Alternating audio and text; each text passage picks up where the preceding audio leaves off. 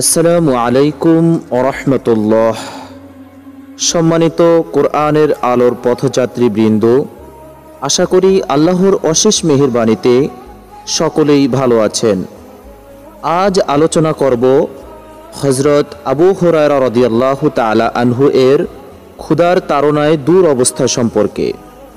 হযরত আবু হুরায়রা রাদিয়াল্লাহু তাআলা আনহু একদিন রেশমি কাপড়ের টুকরা দ্বারা নাক সাফ করে বলতে লাগলেন, বেশ তো, আজ আবু হুরায়রা রেশমি কাপড়ে নাক পরিষ্কার করছে, অথচ সেদিনের কথাও আমার মনে আছে, যেদিন আমি রাসূলুল্লাহ সাল্লাল্লাহু আলাইহি ওয়াসাল্লামের জামানায় মিম্বর এবং হুজরার মধ্যভাগে বেহুশ হয়ে পড়ে থাকতাম।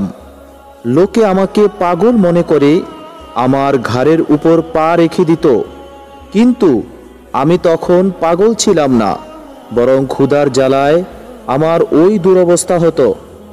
সে জামানায় পাগলের চিকিৎসা নাকি ওইভাবে ঘাড়ে পা দাবায়ে করা হতো। হযরত আবু হুরায়রা রাদিয়াল্লাহু তাআলা আনহু ক্রমাগত কয়েকদিনের উপবাসে অনেক সময় বেহুশ হয়ে পড়ে থাকতেন। তিনি বড় ধৈর্যশীল এবং আবেদ ছিলেন। রাসূলুল্লাহ সাল্লাল্লাহু আলাইহি ওয়াসাল্লাম এর পরবর্তী যুগে তার অবস্থা সচ্ছল হয়েছিল। তার নিকট খেজুরের বিচি দ্বারা পরিপূর্ণ একটা থলে থাকত। তা দ্বারা তাসবিহ পাঠ করতে করতে শেষ হয়ে গেলে তার বাদী আবার থলি পূর্ণ করে দিত। তার অভ্যাস ছিল রাতকে 3 ভাগে ভাগ করে নিজে, স্ত্রী এবং খাদেম এক এক ভাগে ইবাদত করে সারা রাত কাটিয়ে দিতেন।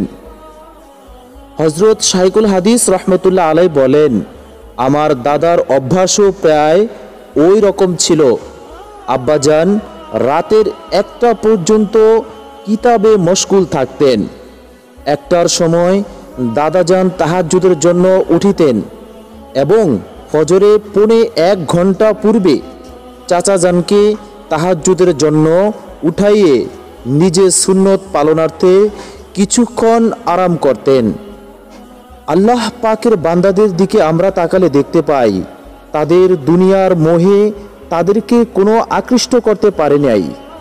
অবশ্যই প্রিয় বন্ধু, তাহাজ্জুদের আমল এমন একটি শক্তিশালী পাওয়ারফুল আমল, যেই আমল করলে শেষ রাতে, রাতের শেষ ভাগে উঠে যদি আপনি তাহাজ্জুদ নামাজ পড়ে আল্লাহ রাব্বুল আলামিনের কাছে প্রার্থনা করতে পারেন, আল্লাহ রাব্বুল আলামিনের কাছে চাইতে পারেন, অবশ্যই আপনার দোয়া আল্লাহ ফিরিয়ে দিবেন না।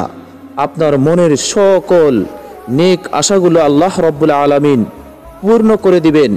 তাই প্রিয় ভাই, প্রিয় বোন, সকলে আসুন আমরা এই বড় একটি নিয়ামত, গুরুত্বপূর্ণ একটি আমল, তাহাজ্জুদের আমল করব ইনশাআল্লাহ।